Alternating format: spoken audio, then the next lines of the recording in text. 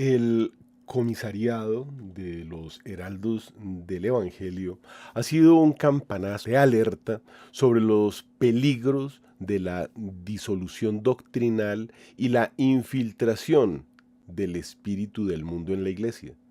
Movidos por el deber de advertir sobre la verdad y recordando las enseñanzas de Jesucristo y de los santos papas, entre ellos el Papa Pío IX, que en el Sílabus condenó los errores que pretendían disolver la fe en nombre del liberalismo religioso, o San Pío X, que en Pachendi y en el juramento antimodernista denunció la síntesis de todas las herejías en el numeral 39, vamos a considerar ciertos signos de confusión que, según testimonios y hechos conocidos públicamente, suscitan preocupación a todos los fieles.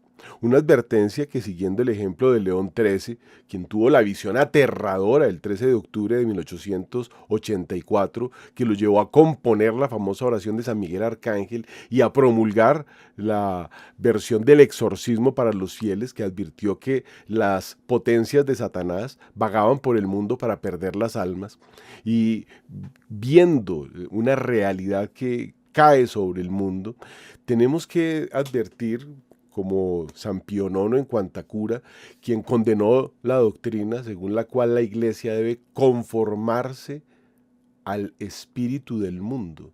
Y en el Sílabus rechazó expresamente la idea de que los dogmas pueden evolucionar según el progreso humano. A su vez, San Pío X en Pachendi señaló que el modernismo pretende transformar la iglesia desde dentro, despojándola de su carácter divino y reduciéndola a una mera institución humana, como dice Pachendi 10. Estas advertencias, que no pierden vigencia, sirven hoy para entender ciertos fenómenos que están produciendo una enorme confusión doctrinal. Acontecimientos recientes, ampliamente difundidos por los medios, han producido turbación entre el pueblo cristiano. Entre ellos mencionemos los escándalos morales protagonizados por clérigos, incluso dentro de los ámbitos vaticanos, con intervención de la policía en orgías con drogas y prostitutos homosexuales en algunos casos. Procesos administrativos severos y arbitrarios contra las comunidades religiosas, carentes de claridad jurídica. Para la muestra, la intervención de más de 64 comunidades, algunas de ellas comisariadas injustamente y sin derecho a la legítima defensa, como ha sido el mediático ataque contra los heraldos del Evangelio.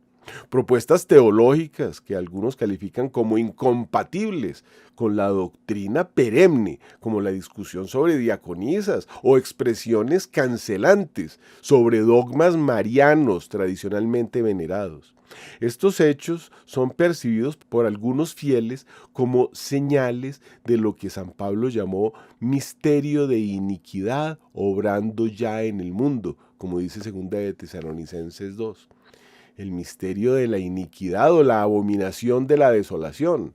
Inspirados en la enseñanza de Pío IX, los fieles rechazan la proposición según la cual la iglesia debe abdicar su misión sobrenatural para acomodarse a las corrientes culturales del momento, condenada implícitamente en el Sílabus, en los errores 55 al 80.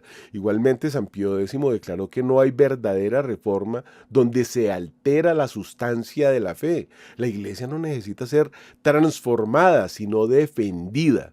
Basándose en esto, algunos cardenales y obispos han manifestado inquietud ante interpretaciones del camino sinodal que pudieran abrir la puerta a una pluralidad de doctrinas morales inconciliables con la tradición católica. Incluso algunos redactaron una dubia. Esto ha producido un efecto en el mundo similar al de un paciente que en la sala de operaciones, en medio de la cirugía, se despierta y se ve horrorizado a sí mismo siendo intervenido por personas que no son las que se esperaba que realizaran la cirugía. El mundo asiste estupefacto a la autodemolición de la iglesia, que advirtiera el Papa Pablo VI, quien había advertido que el humo de Satanás penetró en la iglesia, y así vemos desacralizado el edificio de la iglesia en sus miembros, que ahora obedecen voces de supermonjas con cargos de cardenalas a quienes los cardenales se deben someter, y arbitrariedades en el desmantelamiento de la iglesia bimilenaria fundada por el Mesías Jesús de Nazaret. En ese sentido, voces episcopales, entre ellas la del cardenal Joseph Zen, han advertido que una iglesia que se someta al mundo corre el riesgo de desfigurarse, como sucedió en comunidades eclesiales que adoptaron criterios contrarios a la moral cristiana. Este juicio no implica condena de personas, sino un llamado pastoral y doctrinal, como enseñó Pío IX en la definición de la Inmaculada Concepción. Donde se niega o debilita un dogma mariano, pronto se verá dañada la recta fe en Cristo. San Pío X recordaba que la devoción a la Virgen es signo de la integridad de la fe. Por eso toda interpretación teológica que relativice la doctrina mariana tradicional, incluso si no niega formalmente ningún dogma, suscita preocupación legítima en los fieles. Del mismo modo, resultan motivo de escándalo, según las enseñanzas sobre el sacramento del orden, los casos de sacerdotes que, abandonando su ministerio, asumieron comportamientos contrarios a la moral enseñada por la Iglesia Universal y que hoy son mal ejemplo desde una cantidad de tribunas. San Pío X sostuvo que la vitalidad de la Iglesia se reconoce en la pureza y fecundidad de la vida religiosa. Por ello, cualquier proceso canónico que afecte gravemente a comunidades enteras requiere máxima claridad, justicia y caridad pastoral. La percepción, justificada o no, de arbitrariedad o severidad desproporcionada ha generado turbación entre los fieles, que ven desaparecer o ser intervenidos institutos florecientes y venerables. Nos corresponde como laicos observar y juzgar tales procesos, a todas luces inicuos, y vale la pena recordar que es obligación grave, enseñada por el derecho natural y la tradición jurídica de la Iglesia, de evitar los juicios sin oportunidad de defensa, condenas sin claridad de cargos y extinción irregular de comunidades fieles a Dios, a la Iglesia, a su carisma original. Como Pío IX exhortaba, guardad el depósito, dice 1 de Timoteo 6:20. No os dejéis seducir por el error disfrazado de progreso. Y como San Pío X proclamó con firmeza, no queremos a nuestros sacerdotes contaminados por el espíritu del mundo, sino formados en la humildad y la obediencia y la pureza de la doctrina. Pachendi 59.